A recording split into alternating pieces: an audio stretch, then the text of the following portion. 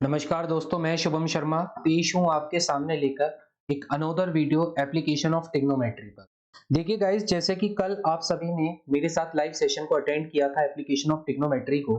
आज मैं इस वीडियो को रिकॉर्ड इसलिए कर रहा हूँ क्योंकि कुछ बच्चों के एग्जाम्स स्टार्ट हो गए हैं, तो उस वजह से वो अपनी तैयारी को भी कंटिन्यू कर सकें और इस वीडियो को जब उनकी इच्छा चाहे तब देख सकें। क्योंकि देखो, मेरा जो तात्पर्य है वो ये नहीं है कि मुझे अपने चैनल पर इस वीडियो पर व्यूज लाने हैं। मेरा जो सबसे मेन लक्ष्य है वो यही है कि आप सभी जो रिवीजन करना चाहते हैं मैथमेटिक्स का या साइंस का, वो अच्छे से इसको रिवाइज कर पाए। ठीक है, तो आपकी सहूलियत के लिए मैं अपनी इस वीडियो को रिकॉर्ड कर रहा हूं, इसलिए मैं इसको लाइव नहीं कर रहा हूं। ठीक है, तो इसलिए आप बिल्कुल कंसर्न वे में, आपको बस आपकी एक ही मंशा होनी चाहिए, और वो मंशा ये है कि आपको पढ़ना है और बहुत अच्छा पढ़ना है। ठीक है, तो आज हम अपना स्टार्ट करेंगे टॉपिक जिसका नाम है एप्लीकेशन ऑफ ट्रिग्नोमेट्री, और इसका आज हम पार्ट 2 करने वाले हैं। देखिए, कल जैसे मैंने आपको बताया था कि इस चैप्टर में केवल दो बातें सबसे महत्वपूर्ण हैं, और वो है एंगल ऑफ एलिवेशन और एंगल ऑफ डिप्रेशन। बड़े आसान शब्दों में मैं आपको समझा देता हूं कि अगर कोई व्यक्ति जो नीचे की तरफ खड़ा है और एक व्यक्ति है जो छत के ऊपर खड़ा है, अगर ये नीचे खड़ा वाला व्यक्ति अगर ऊपर छत वाले व्यक्ति को देखेगा, यानी कि अगर कोई भी व्यक्ति नीचे से किसी चीज को ऊपर की तरफ देखेगा, तो हमेशा इस केस में जो एंगल बनेगा जो भी ग्राउंड के साथ, that is called angle of elevation. वो कहलाएगा एंगल ऑफ एलिवेशन, यही कहलाएगा आपका एंगल ऑफ एलिवेशन। अच्छा, एंगल ऑफ डिप्रेशन की बात करें तो एंगल ऑफ डिप्रेशन में होता है कि अगर कोई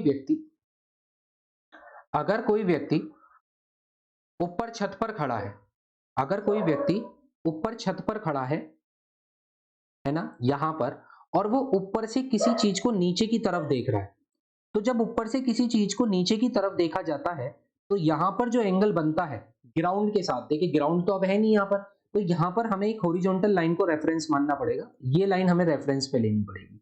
तो इसके साथ जो भी एंगल बनेगा, ये थीटा कहलाता है आपका एंगल ऑफ डिप्रेशन। क्या कहलाता है? Angle of depression. और बाई कंस्ट्रक्शन ये थीटा यहां से कहां आ जाएगा? यहां पर। ठीक है, क्योंकि आपको कल भी बताया था कि दो पैरेलल लाइंस के बीच में, एक पैरेलल लाइन ये रही और एक पैरेलल लाइन आपकी ये रही, इन दो पैरेलल लाइंस के बीच में अगर आपको कभी भी Z बनता हुआ दिखाई दे, देखो ये रहा Z बनता, तो हमेशा ये वाला एंगल इस एंगल के बराबर हो जाएगा। अल्टरनेट इंटीरियर प्रॉपर्टी आपने पढ़ी है उसके आधार पर। तो एंगल ऑफ डिप्रेशन क्या होता है? एंगल ऑफ डिप्रेशन होता है जब हम ऊपर से नीचे की ओर देखते हैं, ऊपर से नीचे की ओर अगर हम किसी चीज को देखेंगे, तो उस केस में जो भी एंगल बनेगा हॉरिजॉन्टल लाइन के साथ, that is called angle of depression. जैसा कि आप यहां पर देख पा रहे हैं, ये आपका कैसा एंगल है? एंगल ऑफ डिप्रेशन है। ठीक है, अगर एंगल ऑफ एलिवेशन की बात करूं तो एंगल ऑफ एलिवेशन होता है जब हम कोई भी चीज को नीचे से ऊपर की तरफ देखते हैं, तो यहां पर जो हमारा एंगल बनता है ये कहलाता है एंगल ऑफ एलिवेशन। क्या कहलाता है? Angle of elevation. तो बस इतनी बात याद रखनी है कि जब नीचे से ऊपर की तरफ देखेंगे तो एंगल ऑफ एलिवेशन, और जब ऊपर से नीचे की तरफ देखेंगे तो एंगल ऑफ डिप्रेशन।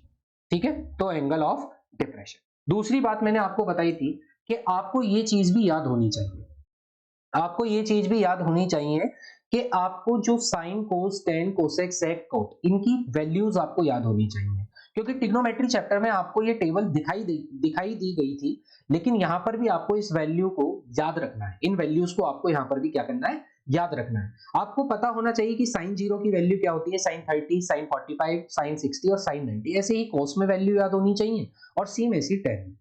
ठीक है, हालांकि मोस्टली इस चैप्टर में 10 का ही इस्तेमाल है, यानी कि आप ये समझ लीजिए कि 95% तो यहाँ पर 10 ही इस्तेमाल होता है इस चैप्टर में, क्योंकि यहाँ पर बहुत कम सवाल ऐसे मिलेंगे जहां पर हाइपोटेन्यूज को इंक्लूड करवाएगा, तो इसलिए मोस्टली तो यहाँ पर टेन थीटा का ही इस्तेमाल होगा। लेकिन आपको वैल्यू सारी याद होनी चाहिए, क्योंकि एग्जामिनर कोई सवाल ऐसा भी दे सकता है जिसमें हाइपोटेन्यूज इंक्लूड हो जाएगी, तो इसलिए वहां पर साइन और कोस में से एक लगाना पड़ जाएगा। तो साइन, कोस, टेन, ये तीन की वैल्यू याद कर लीजिए, क्योंकि बाकी ये जो तीन है ना, ये तो इसी के रिवर्स है।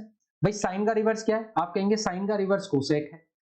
कोस का रिवर्स क्या है? आप कहेंगे सेक है। और टेन का रिवर्स क्या है? आप कहेंगे कोट है। तो ये बाकी तो इसी के रिवर्स है, तो इसलिए इस टेबल को तो आप बिल्कुल याद कर लीजिए। ठीक है, तो आइए आज स्टार्ट करते हैं अपना पहला सवाल आज की वीडियो का। तो देखिए, हमारे सामने आ गया है पहला सवाल आज की वीडियो का। सवाल को बहुत ध्यान से पढ़ना है, क्योंकि एक बार अगर आपने इसकी फिगर को बना लिया तो उसके बाद इसको सवाल को सॉल्व करना इतना आसान हो जाता है कि यानी कि वो टिपिकल टास्क नहीं रहता। देखिए, from the top of 7 metre building, यानी कि 7 मीटर की बिल्डिंग से the angle of elevation at the top of cable tower is 60 degree and the angle of depression of its foot is 45 degree. यानी कि एक बिल्डिंग है जो 7 metre की हाइट पर, एक बिल्डिंग है जो 7 मीटर हाई है और इसकी टॉप से, इस बिल्डिंग के टॉप से एक सामने रखा हुआ है टावर, ये टावर। तो इस बिल्डिंग के टॉप से टावर पर एंगल ऑफ एलिवेशन बनता है, इस लाइन को हम मान लेते हैं हॉरिजॉन्टल लाइन। तो यहां से बनता है एंगल ऑफ एलिवेशन कितना, आप कहेंगे 60 डिग्री। ठीक है, आप जानते हैं एलिवेशन का मतलब जब आप किसी चीज को नीचे से ऊपर की तरफ देख रहे हो। तो जो बिल्डिंग पर खड़ा व्यक्ति है वो किसको देख रहा है, टावर के टॉप को देख रहा है। तो यहां पर जो लाइन ऑफ साइट है वो नीचे से ऊपर की तरफ है, इसलिए इसको एंगल ऑफ एलिवेशन कहा गया है। And the angle of depression of its foot, यानी कि इसी पॉइंट से इस टावर के फुट पर एंगल ऑफ डिप्रेशन बनता है। आप कहेंगे एंगल ऑफ डिप्रेशन क्या होगा, देखिए यही हॉरिजॉन्टल लाइन है, यही हॉरिजॉन्टल लाइन है जो हमने मानी हुई है। तो एंगल ऑफ डिप्रेशन इसी के साथ बनेगा कितना, 45 डिग्री, 45 डिग्री का। अब मैंने अभी आपको पहले ही बताया था कि जो एंगल ऑफ डिप्रेशन में यहां पर जो थीटा बनेगा वही थीटा ग्राउंड के साथ हो जाएगा by construction alternate interior angle, याद कीजिए अभी मैंने आपको बताया। तो यहां पर आपके सामने एक फिगर बन के आ गई है कि ये है आपकी बिल्डिंग, ये तो है building, this is your building जो कि कितनी हाइट पर है, 7 मीटर की इसकी हाइट है। और ये है हमारा टावर, ये हमारा टावर है। इस टावर की हाइट को हमें फाइंड करना है, तो हम इसकी हाइट मान लेते हैं h। कितनी हाइट मान लेते हैं, h, हम इसकी हाइट को मान लेते हैं। नाम रखना स्टार्ट करते हैं a, b, इस पॉइंट को मान लेते हैं c, ये पॉइंट हो जाएगा d और इस पॉइंट को मान लेते हैं e। अब देखिए मैं इस पेन के कलर को चेंज कर लेता हूं जिससे हम चीजों को और आसानी से देख पाए। भाई हमें नहीं पता यहां से a से b तक की दूरी कितनी है, हम इस दूरी को x मान लेते हैं। और अगर आप बहुत ध्यान से देखेंगे a, b, c और d को अगर आप ध्यान से देखेंगे तो ये आपको एक रेक्टेंगल बनता हुआ दिखाई देगा, a b c d आपको एक रेक्टेंगल बनता हुआ दिखाई देगा, दिख रहा है। तो अगर ये 7 मीटर है तो ये भी 7 मीटर हो जाएगी, क्योंकि रेक्टेंगल की आमने सामने की साइड क्या हो जाती है, बराबर। और अगर ये x है तो ये वाली साइड भी कितनी हो जाएगी, x ही हो जाएगी। बस आपने इतना काम कर लिया। अब एक चीज और कर लीजिए कि ये जो DC आपका बचेगा ये कितना बचेगा। देखिए अगर टोटल हाइट h थी उसमें से BC 7 है तो ये बचा हुआ क्या होगा, आप कहेंगे टोटल में से 7 को माइनस कर दो, टोटल में से 7 को माइनस कर दो तो इतना होगा DC। ठीक है, अब हम लगाते हैं अपने tan के फॉर्मूले। सबसे पहले tan 60 डिग्री और फिर लगा लेंगे tan 45 डिग्री और अपना आंसर आ जाएगा इन दो रेशियो को लगाते हैं। देखिए tan 60 क्या होगा भाई, tan 60, tan का फॉर्मूला आप याद रखिए, tan का फॉर्मूला होता है परपेंडिकुलर अपॉन बेस। तो 60 के सामने वाली जो साइड होगी वो परपेंडिकुलर होगी। आप देखिए 60 के सामने क्या है, h-7, तो h-7 हो गया परपेंडिकुलर अपॉन, ऐसी बेस की बात करूं तो इस 60 का बेस क्या है, आप कहेंगे बेस है ये EC, बेस क्या है EC, तो EC कितना है x, EC कितना है x। tan 60 की value √3 is equal to h-7 upon x। यहां से x की वैल्यू कितनी निकल के आएगी, क्योंकि मैं x की वैल्यू इसलिए निकाल रहा हूं क्योंकि मुझे निकालनी है हाइट, तो मैं x की वैल्यू पुट करके वहां से x को रिप्लेस कर दूंगा और हाइट में हमारी इक्वेशन बन जाएगी और हाइट निकलेगी। तो देखिए जब मैं इधर लिखूंगा इसको मैं √3x ही लिख देता हूं। देखिए अब इस x की मल्टीप्लाई इसके साथ करोगे तो आप कहोगे ये हो जाएगा √3x बराबर h-7 और इस √3 को इसके नीचे लिख दोगे तो x की वैल्यू आ जाएगी h-7 अपॉन अंडर रूट, कितनी आ गई h-7 अपॉन √3। इसको लिख दीजिए इक्वेशन नंबर फर्स्ट। अब आइए tan 45, भाई tan 45 यानी कि ये रहा tan 45, tan 45 के सामने वाली साइड क्या कहलाएगी, परपेंडिकुलर, यानी कि ये दे रखा है 7 और बेस कितना है, आप कहेंगे बेस है AB जो कि दे रखा है x। tan 45 की वैल्यू 1 बराबर 7 अपॉन x और यहां से x की वैल्यू आ जाएगी 7। तो this is equation number second. अब देखिए इक्वेशन फर्स्ट और सेकंड को अगर आप ध्यान से देखेंगे तो जो इक्वेशन फर्स्ट में x की वैल्यू निकली है वो ये है और जो इक्वेशन सेकंड में x की वैल्यू निकली है वो ये है। दोनों ही x की वैल्यू है तो दोनों को ही कंपेयर कर दीजिए, यानी कि कंपेयर कर दीजिए इक्वेशन फर्स्ट एंड सेकंड को। जब आप इक्वेशन फर्स्ट एंड सेकंड को कंपेयर करेंगे तो देखो x की वैल्यू h-7 अपॉन √3, आप कहेंगे h-7 अपॉन अंडर √3 बराबर, और x की वैल्यू 7 है तो बराबर 7, क्योंकि दोनों की दोनों x की ही वैल्यू है। यहां से इस √3 की वैल्यू को इधर लिख देंगे तो h-7 इज इक्वल टू आ जाएगा अंडर रूट 3 और 7, यानी कि 7 अंडर रूट 3 माइनस 7 इधर आएगा तो h बराबर कितना आ जाएगा, आप कहेंगे h बराबर आ जाएगा 7 प्लस 7 अंडर रूट 3 और 7 अगर हम कॉमन ले लेंगे तो ब्रैकेट के अंदर बचेगा 1 plus under root 3 and this is the height of tower. और ये होगी हाइट किसकी, टावर की। अगर आप यहां पर रूट 3 की वैल्यू को भी पुट कर देंगे तो आपका पूरा आंसर डेसिमल पॉइंट में आ जाएगा, यानी कि पॉइंट में आपका पूरा आंसर निकल जाएगा। तो ये हाइट कितनी आ गई है, हाइट निकल के आ गई है 7 bracket 1 plus under root 3, under root 3। तो ये हमारी निकल के आ गई है हाइट। आई होप आपको ये सवाल समझ आया होगा, क्योंकि हार्ड सवाल नहीं है बिल्कुल भी। सिर्फ इस सवाल की खासियत ये है कि इस सवाल में आपको एंगल ऑफ एलिवेशन भी देखने को मिला और एंगल ऑफ डिप्रेशन भी देखने को मिला, एंगल ऑफ डिप्रेशन भी देखने को मिला। तो ये सवाल कॉम्बिनेशन है एंगल ऑफ एलिवेशन और डिप्रेशन का, इसलिए ऐसे सवाल को जरूर कर लीजिए जहां पर एलिवेशन भी लगता है और जहां पर डिप्रेशन भी लगता है। तो ये आपका इंपॉर्टेंट क्वेश्चन है, हालांकि इस स्लाइड में रखे हुए ही सारे इंपॉर्टेंट क्वेश्चन हैं जो एग्जाम के पॉइंट ऑफ व्यू से ही रखे गए हैं। ठीक है, आई होप आपको ये सवाल समझ आ गया होगा। आइए चलते हैं अगले सवाल की। आ गया है हमारा, देखिए अगला सवाल। अगला सवाल है the angle of elevation of top of tower, top of tower from a certain point. एक सर्टेन पॉइंट से टावर के टॉप पर एक एंगल ऑफ एलिवेशन बनता है कितना, 30 डिग्री का। यानी कि हम मार्कर के कलर को ले लेते हैं वापस से रेड, यानी कि अगर ये मेरा टावर है और ये कोई पॉइंट है तो ये रुकिए 2 मिनट, ये टावर है और टावर के सामने ये कोई पॉइंट है। इस पॉइंट से टावर के टॉप पर एंगल ऑफ एलिवेशन बनता है कितने डिग्री का, 30 डिग्री। कितने डिग्री का, 30 डिग्री का। फिर कहता है if the observer moves 20 metre towards the tower, यानी कि अगर ऑब्जर्वर इस पॉइंट से 20 मीटर आगे चले, 20 मीटर आगे चले तो वो यहां पर आ जाएगा। 20 मीटर आगे चलने के बाद तो जो एंगल ऑफ एलिवेशन है टावर के टॉप का वो बढ़ जाता है 15 डिग्री। कितना बढ़ जाएगा, 15 डिग्री बढ़ जाएगा पिछले वाले से। तो पिछला 30 डिग्री था, 15 डिग्री 30 में 15 जोड़ दो तो कितना हो गया, 45 डिग्री। तो आपसे पूछ रहा है बताइए टावर की हाइट क्या होगी, आपसे पूछा जा रहा है बताइए टावर की हाइट क्या होगी। तो हम इस टावर की हाइट को क्या मान लेते हैं, हम इस टावर की हाइट को h मान लेते हैं और इस वाली बात को हम x मान लेते हैं, BC को हम क्या मान लेते हैं, x मान लेते हैं। अब सवाल को लगाना स्टार्ट करते हैं। भाई आप खुद सोचिए, जब आप किसी चीज को उसके और ज्यादा करीब जाके देखेंगे तो आपको अपनी जो आईज है उसको और ज्यादा एलिवेट करना पड़ेगा, और ज्यादा ऊपर की तरफ उठाना पड़ेगा।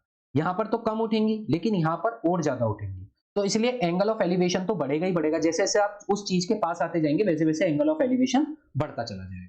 ठीक है, तो अगर ये 30 है तो आगे का अपने आप ही एंगल ऑफ एलिवेशन बढ़ जाएगा। और यहाँ कितना बढ़ता है, 15 डिग्री बढ़ता है। तो हम वही तरीका अपनाएंगे, 1045 डिग्री को पहले लेते हैं क्योंकि 45 की वैल्यू 1 होती है तो यहां से वैल्यू आसानी से सब्स्टिट्यूट कर दी जाती है। 45 के सामने परपेंडिकुलर होगा यानी कि h, और बेस कितना है, आप कहेंगे 45 का बेस है BC और BC कितना दे रखा है x। तो 1045 की value 1 equal to h upon x, और यहां से x की वैल्यू कितनी आ गई, h। x की वैल्यू कितनी आ गई, h। इसको मान लिया इक्वेशन नंबर फर्स्ट। अब दूसरा एंगल लगाते हैं 1030। देखिए 1030 तो पूरा बन रहा है, AD और AC को लेकर चल रहा है, तो बेस परपेंडिकुलर तो बिल्कुल सामने वाली साइड यानी कि HE होगी, और बेस इस बार क्या होगा, A से लेकर C तक का पूरा बेस होगा, यानी कि बेस होगा 20 प्लस x, बेस होगा 20 प्लस x। भाई 1030 की वैल्यू क्या होती है, 1030 की वैल्यू होती है 1 अपॉन अंडर रूट 3 बराबर h upon 20 plus x। Do cross multiply कर देंगे तो ये हो जाएगा 20 प्लस x बराबर अंडर रूट 3h। देखिए x की वैल्यू फ्रॉम इक्वेशन फर्स्ट आप पुट कर सकते हैं x की जगह h, तो 20 प्लस x की जगह पुट कर देते हैं h को बराबर रूट 3h। इस प्लस h को इधर ले आइए तो ये हो जाएगा रूट 3h माइनस h बराबर 20। h को कर दीजिए कॉमन तो ये हो जाएगा रूट 3 माइनस 1 इजिकल टू 20, और यहां से h की वैल्यू आ जाएगी 20 अपॉन अंडर रूट 3 माइनस 1। लेकिन लेकिन लेकिन ये आपका फाइनल आंसर नहीं है, क्योंकि यहां पर डिनोमिनेटर में आ गया है रूट, और आप जानते हैं कि डिनोमिनेटर में जब भी रूट आ जाता है तो उस फ्रैक्शन को हमें क्या करना होता है, रेशनलाइज करना होता है to make the proper fraction, उसको प्रॉपर फ्रैक्शन में बनाने के लिए, एक स्टैंडर्ड फ्रैक्शन में बनाने के लिए। तो हमें यहां करना होगा रेशनलाइज, और रेशनलाइज क्या होता है कि जो भी डिनोमिनेटर में जिस भी साइन के साथ ये आपके नंबर लिखे होंगे, इस साइन को रिवर्स करके ऊपर नीचे मल्टीप्लाई कर दीजिए, यानी कि नंबर तो वही रहेगा √3 और 1, लेकिन यहाँ दोनों के बीच में माइनस था, लेकिन मल्टीप्लाई ऊपर नीचे होगी इसके अपोजिट साइन यानी कि प्लस से।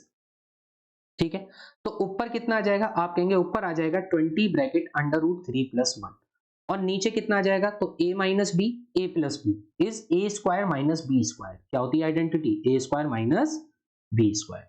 तो h बराबर हो जाएगा 20 √3 + 1 अपॉन √3 का स्क्वायर होगा 3, और 3 में से 1 गया तो 2, और 2 से इसको काट दीजिए तो आ गया 10। तो यानी कि जो फाइनल आंसर होगा तो वो होगा h बराबर 10 √3 + 1 मीटर, यानी कि जो टावर की हाइट होगी वो कितनी होगी, 10 √3 + 1 मीटर। तो दिस इज योर आंसर। तो ये आपके इस सवाल का आंसर है।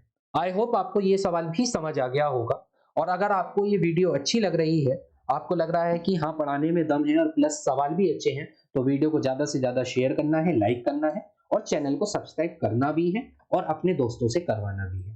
ठीक है, तो आइए चलते हैं अगले सवाल पर। अगला हमारा सवाल है शैडो का। बहुत अच्छा सवाल, इंपॉर्टेंट सवाल है, शैडो से रिलेटेड क्वेश्चंस पूछे जाते हैं। तो देखिए कह रहा है कि the shadow of a tower, एक टावर की शैडो है standing on a plane level. ये जो टावर है ये एक प्लेन लेवल पर खड़ा हुआ है, is found to be 50 metre longer when sun elevation is 30 degree when it is 60 degree, find the height of tower. ये कह रहा है कि एक टावर है जो किसी प्लेन ग्राउंड पर खड़ा हुआ है, यानी कि आपने मान लिया प्लेन ग्राउंड, इसके ऊपर ये टावर खड़ा हुआ है, ये प्लेन ग्राउंड है। ठीक है, इसके ऊपर हमारा ये टावर खड़ा हुआ है। ये कह रहा है कि टावर का जब एंगल ऑफ एलिवेशन 60 डिग्री था, यानी कि पहले शैडो पड़ रही थी 60 डिग्री के एलिवेशन पर, यहां बना रही थी 60 डिग्री का एलिवेशन, लेकिन जैसे ही एंगल ऑफ एलिवेशन 30 डिग्री हुआ, जैसे ही एंगल ऑफ एलिवेशन 30 डिग्री हुआ, तो जो शैडो थी वो 50 मीटर लॉन्गर हो गई, यानी कि कितनी बढ़ गई, तो आप कहेंगे 50 मीटर की लेंथ बढ़ गई शैडो की। पॉइंट आप कंसीडर कर लीजिए ए, बी, सी, और इसको मान लीजिए डी। तो आपसे पूछ रहा है बताइए टावर की हाइट क्या होगी।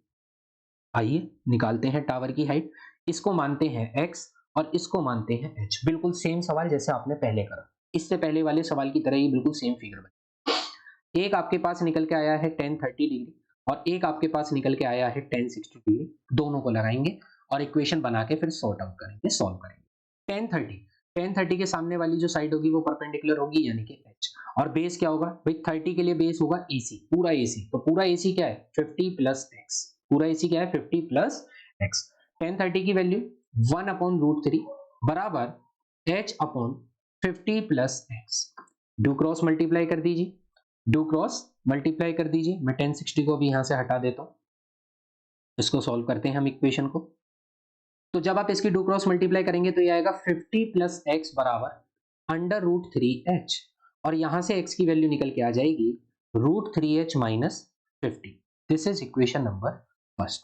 और आप सभी जानते हैं कि मैं x की वैल्यू को क्यों निकालता हूं, क्योंकि x की वैल्यू को हमें सब्सटीट्यूट करना है और h को निकालना है। तो 1030 हमने लगा दिया। अब हम लगाते हैं 1060 को। भाई 1060 क्या होता है, 1060 भी वही होगा परपेंडिकुलर अपॉन बेस। 60 के सामने परपेंडिकुलर तो h ही है अपॉन, लेकिन बेस क्या होगा 60 के लिए, बेस होगा b और c। तो bc कितना दे रखा है x। 1060 की वैल्यू कितनी होती है, 1060 की वैल्यू होती है √3 is equal to h upon x की वैल्यू पहली वाली इक्वेशन से रख सकती हूँ जो कि कितनी है √3h - 50। Do cross multiply. अब जैसे ही इस √3 के साथ इसकी मल्टीप्लाई करेंगे √3h - 50 की, तो बड़े ध्यान से कीजिएगा, क्योंकि √3 की √3 में करोगे तो 3 हो जाएगा। दो रूट वालों की मल्टीप्लाई, अगर सेम रूट वालों की मल्टीप्लाई करते हैं तो रूट हट जाता है केवल, तो यानी कि हो जाएगा 3 और h माइनस √3 की 50 में करोगे तो हो जाएगा 50 √3, और बराबर में आ जाएगा h, बराबर में आ जाएगा h। अब देखिए इस h को तो इधर ले आओ और इस 50 √3 को इधर ले आओ, तो यानी कि ये हो जाएगा 3h - h बराबर 50 √3, 50 √3। 3h - h इज 2h बराबर 50 √3। 2 से 50 कट जाएगा 25 बार, और यहां से हाइट निकल के आ जाएगी 25 √3 मीटर। तो ये क्या होगी, ये इस टावर की हाइट होगी। अगर आप इसको फर्दर सोल्व करना चाहते हैं तो आप यहाँ पर √3 की वैल्यू को पुट कर लीजिए 1.73, और आप इसके पूरे आंसर को भी निकाल सकते हैं। हालांकि ये भी सही है क्योंकि यहाँ पर √3 की वैल्यू भी गिवन नहीं दे रखी, अगर गिवन दे रखी होती तो हमें वो पुट करनी पड़ती। ठीक है, तो इसलिए हाइट ऑफ टावर कितनी निकल के आई 25 √3। आई होप आपको ये सवाल भी समझ आ गया होगा। ये बहुत इंपॉर्टेंट सवाल है जो मैं करवा रहा हूँ, तो इसलिए बिल्कुल भी हल्के में ना लें। भले ही वीडियो थोड़ी सी लंबी हो जाती है, कोई बात नहीं, लेकिन आपके जीवन का सवाल है, आपके करियर का सवाल है।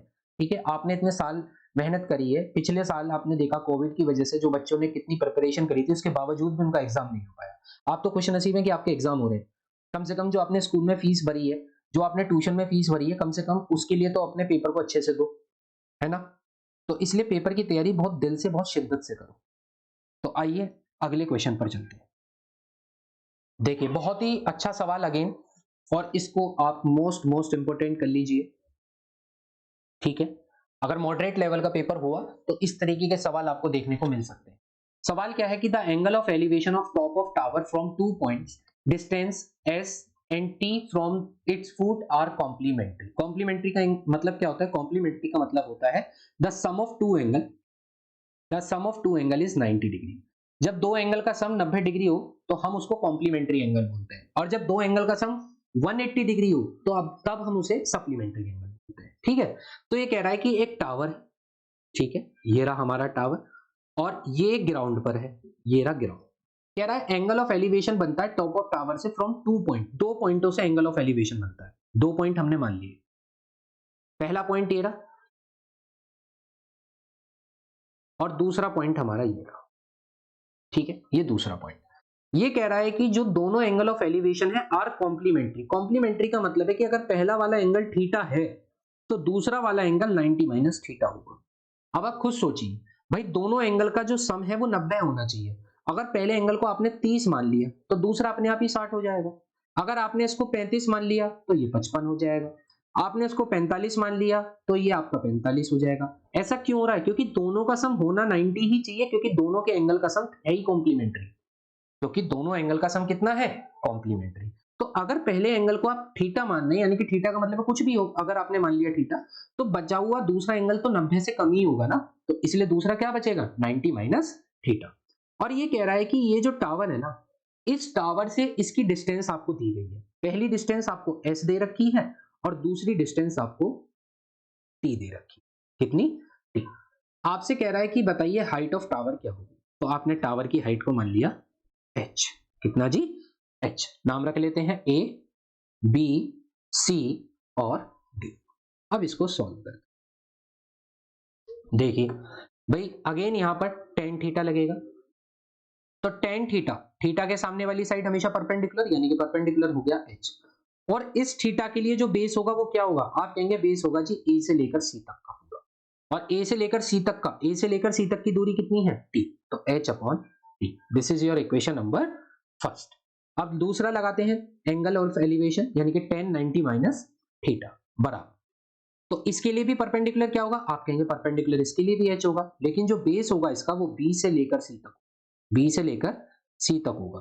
तो बी से लेकर सी तक की दूरी कितनी है? एस। देखिए ten 90 minus theta, ten 90 minus theta होता है कॉट थीटा बराबर H upon S. Equation number second.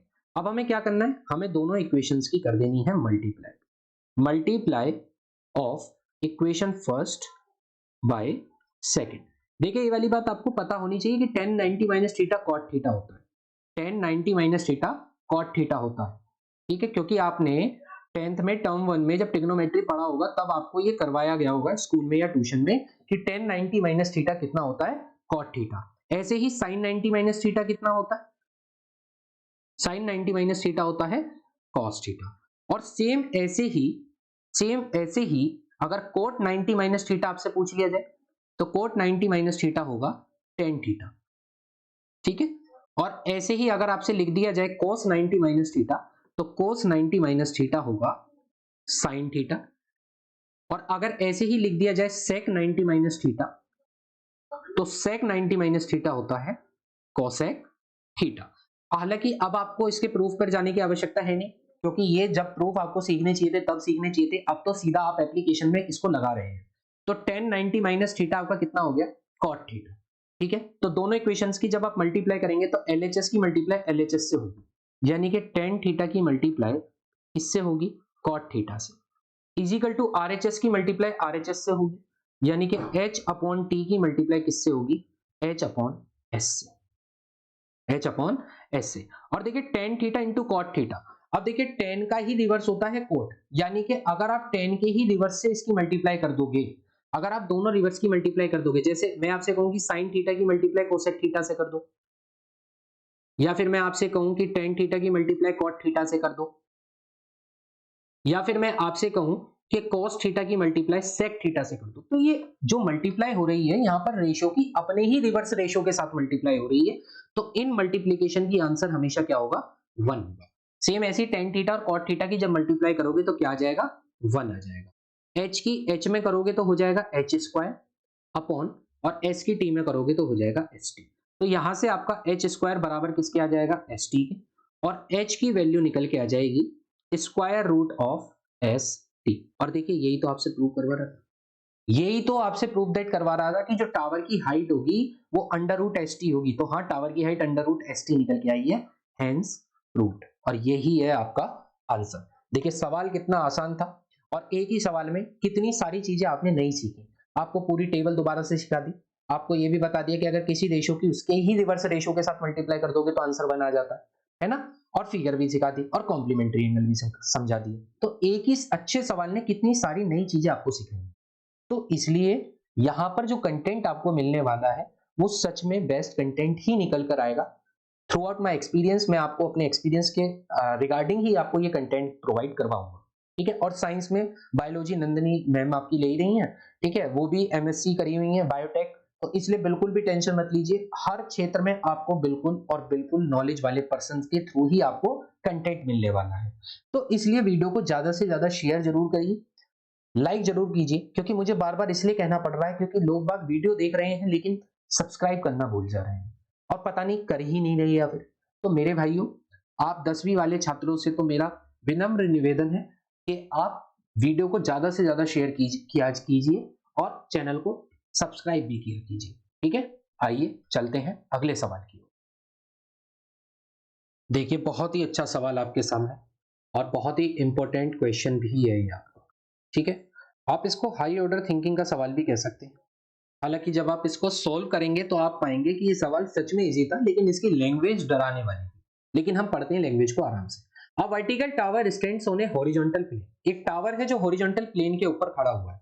हम वैसे ही टावर को बना देते हैं, ये हमारा वो tower, and is surmounted bye a vertical flag staff of height h।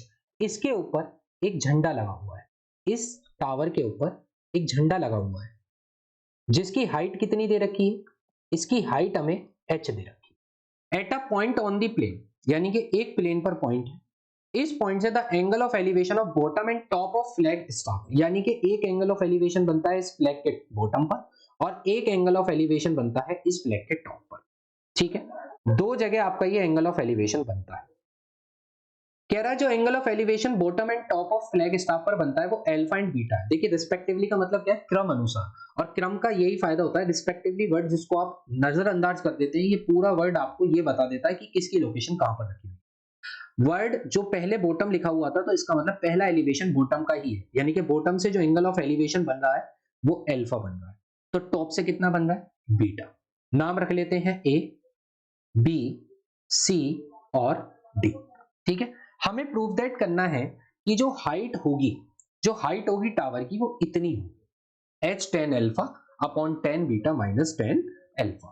तो हम क्या करते हैं, जो चीज हमें गिवन नहीं है हम उसको लेट कर लेते हैं। हम इसको मान लेते हैं x और इसको मान लेते हैं कैपिटल H, ठीक है, क्योंकि वो हमसे हाइट ऑफ टावर ही निकलवा रहा है, यानी कि इस हाइट को प्रूव दैट करवा रहा है।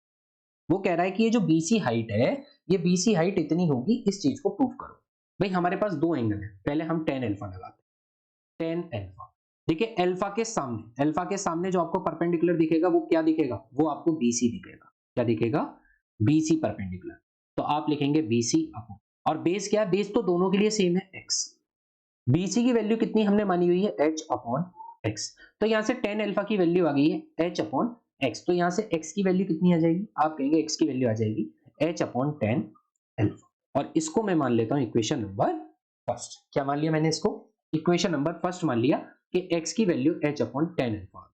अब हम लगाते हैं टेन बीटा, टेन बीटा बराबर, अब देखिए ये है बीटा पूरा, इस बीटा के सामने जो परपेंडिकुलर होगा वो पूरा होगा, यानी कि डी से लेकर पूरा बी तक, डी से लेकर पूरा बी तक यानी कि बी डी अपॉन, और बेस तो सेम ही, बेस का मतलब एक्स। भाई बी डी, ये जो बी डी है ये बी डी कैसे बनी है, इस हाइट और इस हाइट को जोड़कर, यानी कि capital H plus small H को जोड़कर अपॉन स्मॉल एक्स। ठीक है, तो यहां से x की वैल्यू कितनी निकलेगी, यहां से x की वैल्यू आएगी h plus small h upon 10 beta, कितनी आएगी 10 beta. This is equation number second, ये आपकी क्या आ गई, इक्वेशन नंबर सेकंड आ गई। अब आप देख रहे हो इक्वेशन फर्स्ट भी x की वैल्यू दे रही है और इक्वेशन सेकंड भी आपकी x की वैल्यू दे रही है। अगर मैं दोनों को कंपेयर करूं तो x की वैल्यू को कंपेयर कर देते हैं, क्या हो जाएगी x की वैल्यू कंपेयर करके, आप कहेंगे x की वैल्यू कंपेयर करके हो जाएगी h अपॉन 10 एल्फा बराबर h upon 10 alpha plus beta, 10 beta. अब हम कर देंगे इसकी do cross multiply, do cross multiply करेंगे तो इधर आएगी, अच्छा हमने कुछ गलती कर दी, यहां आएगी h प्लस, नहीं सॉरी हमने गलती कर दी यहां पर थोड़ी सी, इसको हम हटा देते हैं। हमारी क्या थी पहली इक्वेशन, पहली इक्वेशन थी h अपॉन 10 अल्फा, दूसरी थी h plus h upon 10 beta, मैंने गलती से उसमें 10 अल्फा प्लस 10 बीटा लिख दिया है ना। h अपॉन 10 अल्फा बराबर h plus small h upon 10 beta, इसकी हम कर देंगे डू क्रॉस मल्टीप्लाई। जब हम इसकी डू क्रॉस मल्टीप्लाई करेंगे तो इधर तो आएगा h 10 बीटा बराबर इधर 10 अल्फा की मल्टीप्लाई करनी पड़ेगी दोनों से, तो इसलिए इसको ब्रैकेट के अंदर रख लिया h प्लस स्मॉल h को, तो ये आ जाएगा h 10 बीटा बराबर h 10 alpha plus small h 10 alpha, यही आएगा। इसको हम इधर उठा के ले आते हैं, क्या हो जाएगा, ये हो जाएगा h 10 beta minus h 10 alpha बराबर h 10 अल्फा। ठीक है, अब देखिए यहां से h को कॉमन ले लेंगे तो ब्रैकेट में बचेगा 10 बीटा माइनस 10 अल्फा, यही बचेगा, और इजिकल टू में चल रहा है स्मॉल h इंटू 10 अल्फा, ये इधर मल्टीप्लाई में इधर आएगा तो डिवाइड में, h की वैल्यू आ जाएगी h 10 alpha upon 10 beta minus 10 alpha, and this is hence proved, यानी कि जो टावर की हाइट है वो यही तो प्रूव दैट करनी थी। देखिए h 10 alpha upon 10 beta minus 10 alpha, देखिए यही तो लाना था h 10 alpha upon 10 beta minus 10 alpha.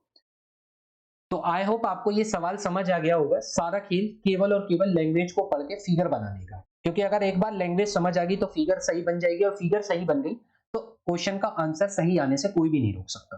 तो इसलिए ज्यादा से ज्यादा प्रैक्टिस आप लैंग्वेज को पढ़कर सही डायग्राम बनाने की कीजिए, क्योंकि इसमें सारा खेल तो टेन ही कर रहे हैं। भाई हमें पता है कि रेशो ज्यादातर टेन थीटा ही लग रहा है ना, लेकिन ऐसा भी नहीं है कि हर जगह टेन लगेगा। भाई अगर आपको वो हाइपोटेन्यूस की बात या तो निकलवा ले या प्रूफ गिवन दे दे, तब आपका साइन ऑफ कोस भी लग जाएगा, है ना। ऐसा मैंने सवाल करवाया है, सबसे पहला सवाल करवाया था जब मैंने एंगल ऑफ एलिवेशन निकलवाया था, है ना। तो आइए इस वीडियो के लास्ट क्वेश्चन को और इस टॉपिक के लास्ट क्वेश्चन को देख लेते हैं, और ये भी इस वीडियो का आखिरी क्वेश्चन, जो कि बहुत ही अच्छा क्वेश्चन है। ये अगर आपने यहां तक वीडियो को देखा है तो इस क्वेश्चन को जरूर ध्यान से देख लें, क्योंकि हो सकता है ये क्वेश्चन आपको प्री बोर्ड में देखने को मिल जाए, जिनके प्री बोर्ड चल रहे हैं और जिनके बोर्ड आने वाले हैं वो तो भाई बिल्कुल ध्यान रखें कि ये सवाल आपको वहां दिख सकता है, इसलिए बहुत ध्यान से समझिएगा, क्योंकि क्वेश्चन की लैंग्वेज बहुत अच्छी है इसमें। यहां कह रहा है the lower window of house is at a height of 2 metre above the ground, यानी कि किसी घर की जो सबसे निचली खिड़की है वो ग्राउंड से 2 मीटर ऊपर है। हमने माना कि जो ये ग्राउंड है, इस ग्राउंड से 2 मीटर ऊपर एक खिड़की है किसी घर की, ये पहली खिड़की, ठीक है, जो कितनी ऊंची पर है, आप कहेंगे जी ऊंचाई है 2 मीटर की, ये ऊंचाई है 2 मीटर की। फिर कह रहा है एंड इट्स अपर विंडो, और इसी घर की जो ऊपर वाली विंडो है वो 4 मीटर वर्टिकली अबव है, किससे, लोअर विंडो से, यानी कि इस लोअर विंडो से 4 मीटर ऊपर है, इस लोअर विंडो से 4 मीटर ऊपर है कौन, हमारे घर की सबसे ऊपर की विंडो, अपर विंडो, ये अपर विंडो हो गई। कह रहा है एट सर्टेन इंस्टेंट, किसी एक टाइम पर, the angle of elevation of balloon from these Windows, यानी कि इस विंडो पर कोई खड़ा होगा तो यहां से वो पर्सन किसी बैलून को देख रहा है, एक ही टाइम पर दोनों देखते हैं, तो जब ये देखता है तो ये भी एंगल ऑफ एलिवेशन बनाता है क्योंकि ये नीचे से ऊपर की तरफ देख रहा है, ये देखता है तो ये भी एंगल ऑफ एलिवेशन बनाता है क्योंकि ये भी नीचे से ऊपर की तरफ देख रहा है। समझ रहे बात को? क्योंकि ये भी नीचे से ऊपर की तरफ देख रहा है। ठीक है, इन लाइनों को मैंने कर दिया ज्वाइन। ठीक है, चलिए अब आगे वाली बात को पढ़ते हैं।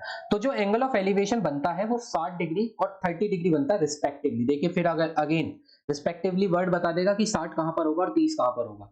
अब आप रिस्पेक्टिवली अगर आपको मिल गया तो आप ये देखिए, सबसे पहले बात हुई थी लोअर विंडो की, बस तो पहला एंगल आपका लोअर विंडो से है, यानी कि जो 60 डिग्री दे रखा है वो यहां से है, तो इसका मतलब जो 30 डिग्री है वो कहां से, वो यहां से, 30 डिग्री यहां से।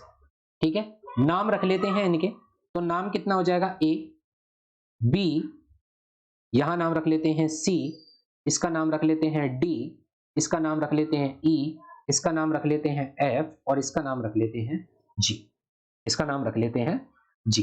हमसे फाइंड क्या करवा रहा है, हमसे कह रहा है कि बताइए बैलून की हाइट कितनी होगी ग्राउंड से। अगर मैं इस बैलून की पूरी हाइट ग्राउंड से कितना मान लूं, एच मान लूं, तो मुझसे पूछी गई है एच कितनी होगी, क्योंकि ये तो बैलून है, ये क्या है, ये बैलून है, जिस बैलून को ये देख रहे हैं, ये बैलून है। ठीक है, जिस बैलून को ये क्या कर रहे हैं, देख रहे हैं, एक नीचे की खिड़की से और एक ऊपर की खिड़की से। ठीक है, अब देखिए अगर ये 2 मीटर है तो ये भी 2 मीटर होगा, और आप इस बात को जानते हैं क्योंकि ये आपको एक रेक्टेंगल बनता हुआ दिखाई दे रहा है, दिखाई दे रहा है एक रेक्टेंगल बनता हुआ। तो अगर ये रेक्टेंगल है तो इसके आमने सामने की साइड क्या होंगी, बराबर होंगी। अगर ये 4 मीटर है, ये अगर आपकी लेंथ 4 मीटर है तो ये भी तो 4 मीटर ही होगी, होगी या नहीं होगी, है ना, लोअर विंडो और अपर विंडो के बीच की डिस्टेंस। तो अगर ये दोनों को आप देखो तो 4 + 2 कितना हो गया, 6। तो बताइए बची हुई ईडी कितनी होगी। भाई टोटल हाइट को आपने h माना, उसमें से 6 मीटर आपको गिवन है, तो बची हुई होगी h - 6। बची हुई कितनी होगी, h - 6। मैं मान लेता हूं कि इसका बेस अगर x है तो सबका बेस x हो जाएगा, क्योंकि सब रेक्टेंगल बना रहे हैं और आमने सामने की साइड सबकी बराबर होती चली जाएगी। अब लगा दीजिए अपने एंगल को, सबसे पहले लगाते हैं tan 30, tan 30।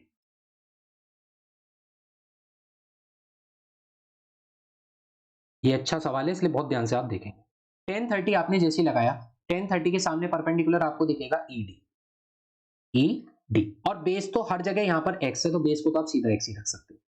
ईडी की वैल्यू कितनी है, h माइनस है, h - 6 अपॉन x। tan 30 कितना होता है, 1/√3 बराबर h - 6 अपॉन x। यहां से x की वैल्यू निकल के आ जाएगी, जब आप डू क्रॉस मल्टीप्लाई करेंगे तो ये निकल के आएगी √3 h - 6। Equation number first, equation number first. अब tan 30 लगा के तो हम x की वैल्यू को निकाल चुके हैं, अब हम लगा लेते हैं tan 60, tan 60 को। देखिए ये रहा 60 डिग्री, 60 के सामने जो आपका पड़ेगा, अब इसे ध्यान से देखिएगा इसका परपेंडिकुलर क्या होगा। देखो 60, एक पहली जो आर्म है वो ये है और दूसरी जो आर्म है वो ये है, इन दोनों आर्म के बीच में जो भी होगा वो परपेंडिकुलर है, तो परपेंडिकुलर यहां पर ये है, ये, यानी कि यहां पर जो परपेंडिकुलर होगा वो होगा आपका ईडी प्लस डीसी, दोनों होंगे, अपॉन बेस तो एक्स ही। अब बताओ ईडी कितना है, आप कहेंगे ईडी है h - 6, और डीसी कितना है, आप कहेंगे डीसी है 4, अपॉन एक्स की वैल्यू ऊपर से आप निकाल चुके हो कितना, √3 h - 6। tan 60 कितना होता है, √3 बराबर h, देखो -6 + 4 कितना हो जाएगा, h - 2, अपॉन नीचे कितना है, √3 h - 6। इसकी इधर जब आप प्रोडक्ट करोगे तो √3 की √3 में मल्टीप्लाई करोगे तो कितना हो जाएगा, आप कहेंगे √3 की √3 में करेंगे तो 3 हो जाएगा, और ब्रैकेट में हो जाएगा h - 6 बराबर कितना बचा, h - 2। मल्टीप्लाई कीजिए, 3h - 6 3 जा 18 बराबर h - 2। ठीक है, अब प्लस का h इधर ले आओ और इस माइनस के 18 को इधर ले आओ। जब प्लस का h इधर आएगा तो ये हो जाएगा 3h - h बराबर -2 यहां बचा ही था और प्लस का 18, तो यहां से 2h बराबर आ जाएगा प्लस के 16, और h बराबर कितना निकल के आएगा, h बराबर निकल के आएगा 8 मीटर। और h क्या थी, h वो हाइट थी जो ग्राउंड से बैलून की थी, है ना, यानी कि ग्राउंड से बैलून की हाइट आपके सामने आ चुकी है कितनी, 8 मीटर।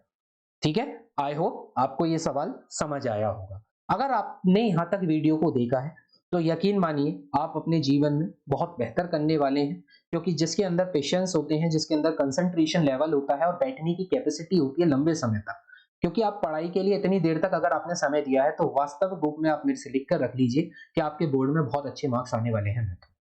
ठीक है, क्योंकि यहां तक वही पहुंचता है जो सच में बोर्ड में कुछ अच्छा करना चाहता है।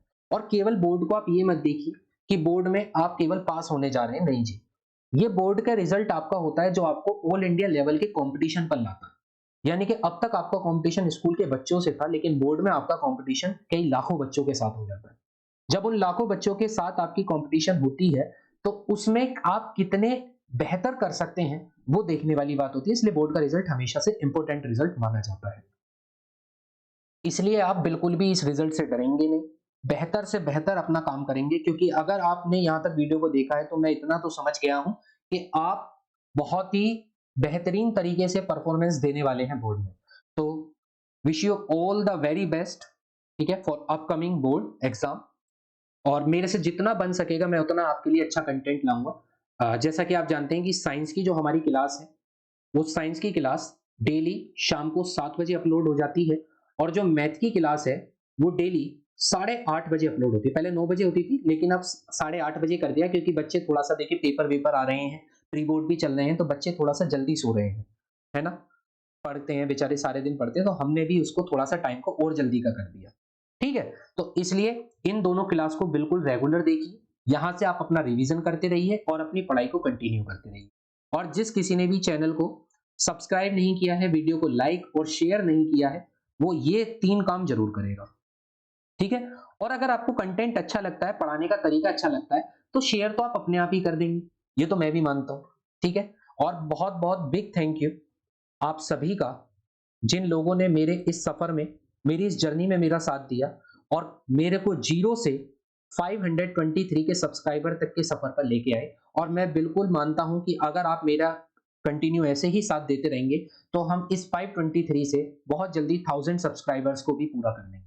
और जैसे ही 1000 सब्सक्राइबर हम पूरा करेंगे, तो मैं एक बिग अनाउंसमेंट आपके लिए लेके आऊंगा, एक स्पेशल ऑफर आपके लिए लेके आऊंगा, जो वास्तव में बहुत ही बढ़िया होगा। इसलिए वीडियो को ज्यादा से ज्यादा शेयर जरूर करिए, सब्सक्राइब जरूर करवाइए। जिस दिन 1000 सब्सक्राइबर हो जाएंगे, तो बेहतरीन आपके लिए उस दिन ऑफर होगा, एक स्पेशल गिफ्ट आप सभी के लिए होगा, ऑल सब्सक्राइबर्स के लिए। ठीक है, तो मिलते हैं अगली वीडियो में, तब तक के लिए जय हिंद, जय भारत। पढ़ते रहिए और देश का नाम ऊंचा करते रहिए।